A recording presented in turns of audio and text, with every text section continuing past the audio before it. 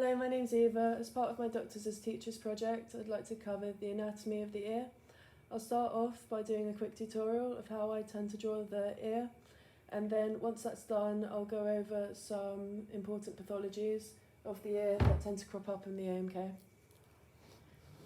So I normally start off with just a small semicircle to represent the tragus. Then I go over that with the helix and the lobule. So if you'd like to annotate it as you go along, this part is the tragus, this part's the fossa, this part is the helix, and this part is the antihelix. And it all meets in the middle, which is the external auditory canal. At the end of the external auditory canal, it ends with the tympanic membrane, which I just draw as a semicircle, which connects with the malleus. So just make sure it's articulating there. The malleus then connects with the incies, which articulates with the stapes at the bottom, the anterior crus and the posterior crus, then connect to the oval window with the round window underneath it, like that. And then draw the cochlea, which I just draw as a continuous line that loops inwards. And beneath all of that, draw a tube leading downwards, which is the eustachian tube that leads to the pharynx. And then above the cochlea, I'd like to draw 3 semicircular canals. I never draw this the same way twice, but just draw 3 kind of interlooping tubes above the cochlea.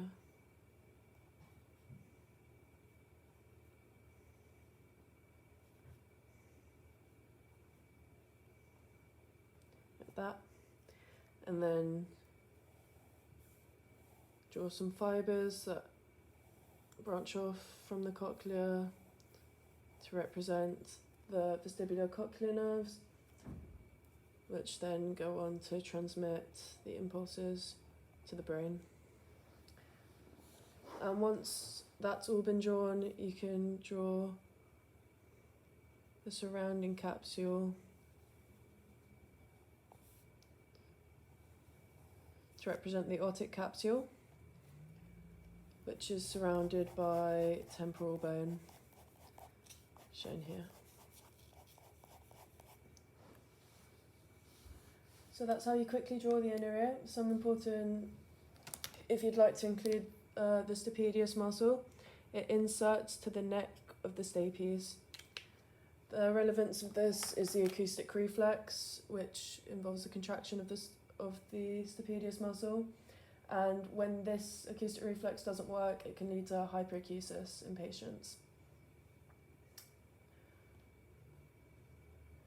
So the ear divides into 3 main functional areas. The external ear, which is the pinna and the external ear canal, collects the sound waves and passes them through to the middle ear, which starts off with the tympanic membrane, and amplifies and transmits sounds and communicates with the nasopharynx via the eustachian tube.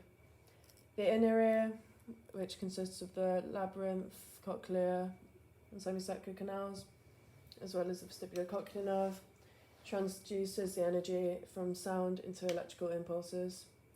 The 3 semicircular canals detect angular head acceleration, and the utricle and saccule detect linear acceleration. Some pathology that I'd like to cover throughout this is referred pain, especially around the pinna, otitis externa, which tends to affect this area and leads to discharge, the tympanic membrane and what a normal and abnormal tympanic membrane will look like, cholesteatoma as well, titus media, and some causes of vertigo and hearing loss. So the pinna consists of elastic cartilage and fibrofatty lobule, which is supplied by the greater auricular nerve, the lesser occipital, and the facial nerve.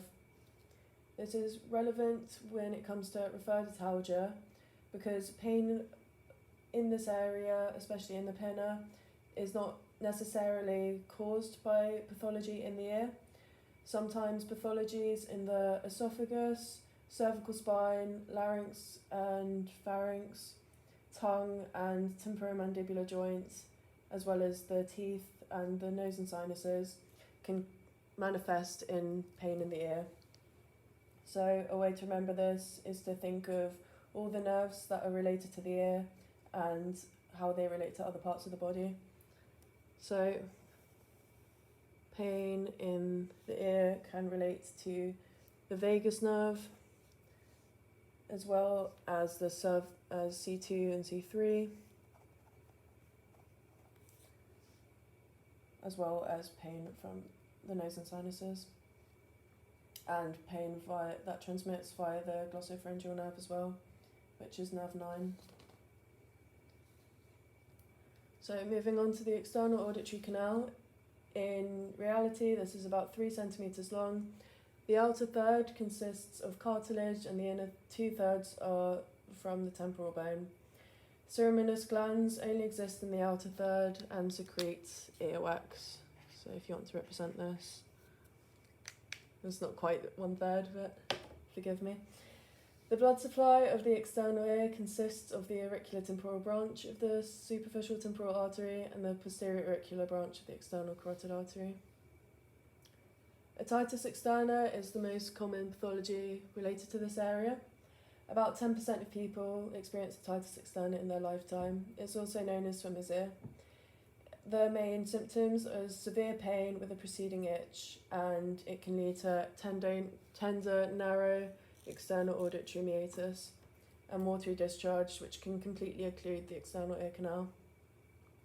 It's important to request an urgent CT if necrotizing otitis externa is suspected and it's not going away with treatment.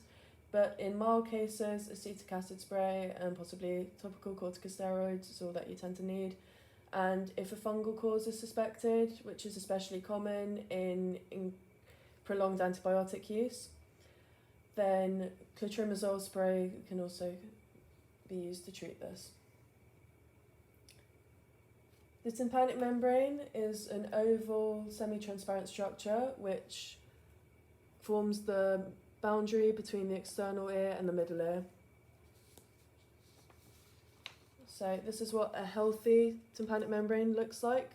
The main structures that are relevant is the pars tensor, which forms a thick outer margin, which is a fibrocartilaginous ring, which is called the tympanic ring, and the pars flaccida, which is a small triangular portion seen here, which is situated lateral to the process of the malleus.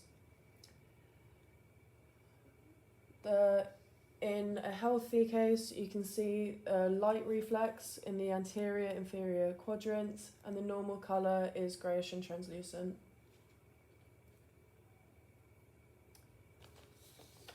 Here are some pathological tympanic membranes, which you can see down an otoscope. So I hope it's obvious that you can see that this is a perforated tympanic membrane over here. And some other pathologies with pathological signs include, when looking down an otoscope, is otosclerosis, which occurs with excessive remodelling of the otic capsules and ossicles, leading to fixation of the stapes within the oval window and conductive hearing loss. About half of otosclerosis cases occur with a dominant genetic autosomal condition, and others have an infective link through the measles vaccine, for example. It most commonly occurs in white females aged between 20 and 40, and there's a strong association with hormonal change, with hearing loss often occurring during pregnancy or during puberty. Clinical features include gradual hearing loss, tinnitus, and sometimes vertigo. It preferentially affects low frequencies, and there's a paradoxical effect of these patients having better hearing when there's a noisier background. The positive short sign is a red vascular blush over the promontory and oval window. Patients generally are offered hearing aids initially and may later require stapes surgery. Tympanosclerosis is seen here, where you can see some obvious scarring in this area. And these two pictures show cholesteatoma. The pars flaccida is the weakest part of the tympanic membrane and plays a vital role in cholesteatoma. It begins with a retraction of the pars flaccida and progresses to the attic with debris accumulation. It can be congenital or acquired, and acquired cholesteatomas can be further divided into primary or secondary, with secondary causes including perforation or as a result of surgery. Risk factors include a cleft palate, craniofacial abnormalities, and Turner's or Down syndromes. It usually involves the progressive tympanic membrane retraction with accumulation of keratinized squamous epithelium in the pocket from compromised migration. These cells release enzymes that erode the bony wall and the ossicles. Some features include discharge for over 6 weeks, conductive hearing loss, tinnitus and vertigo, oral fullness, and as well. It's essential to perform a CT scan of the temporal bone and pure tone audiometry to assess the degree of hearing loss, and subsequent management usually involves either a tympanomastoidectomy or a tympanoplasty. Because the recurrence rate is around 5 to 30% and can occur whenever there is residual cholesteatoma left behind, it's really important that the entire cholesteatoma is removed during the initial surgery.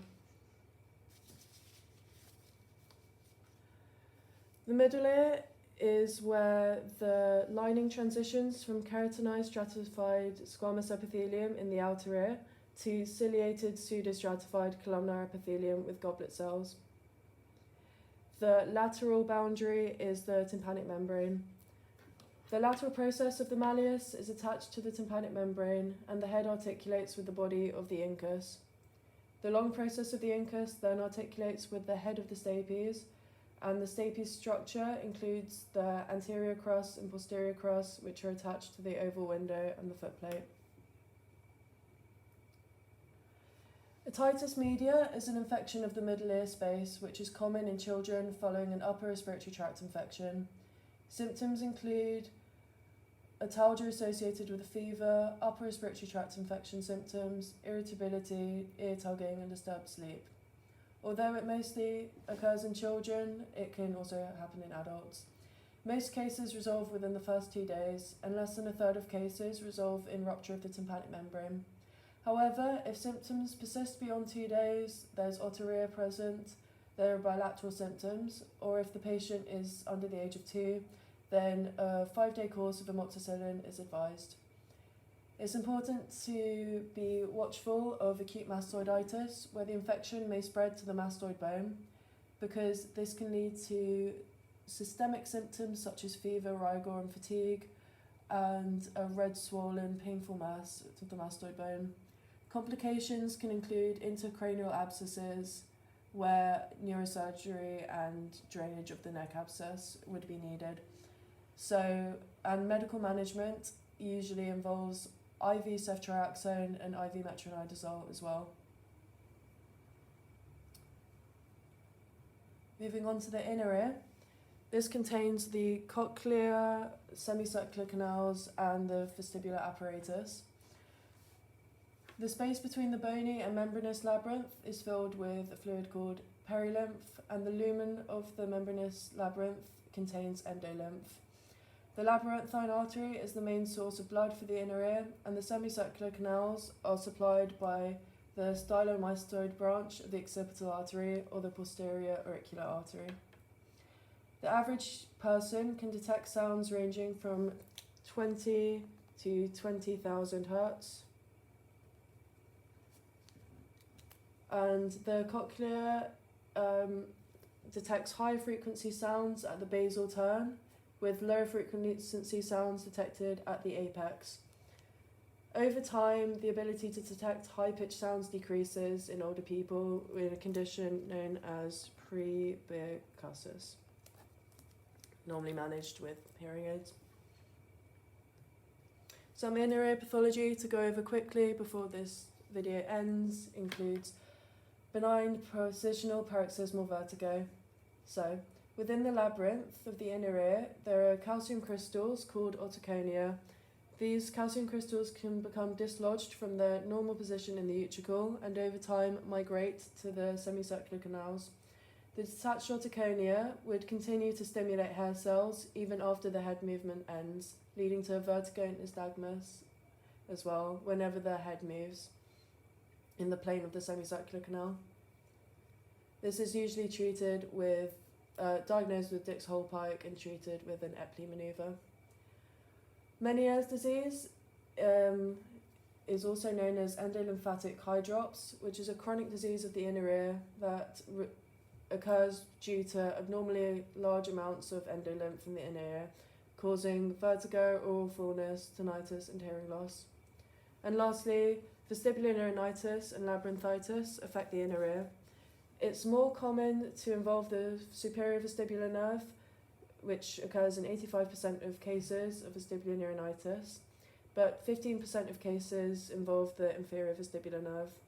It's usually a self-limiting cause of vertigo and balance loss. However, labyrinthitis, resulting in similar symptoms, also results in hearing loss.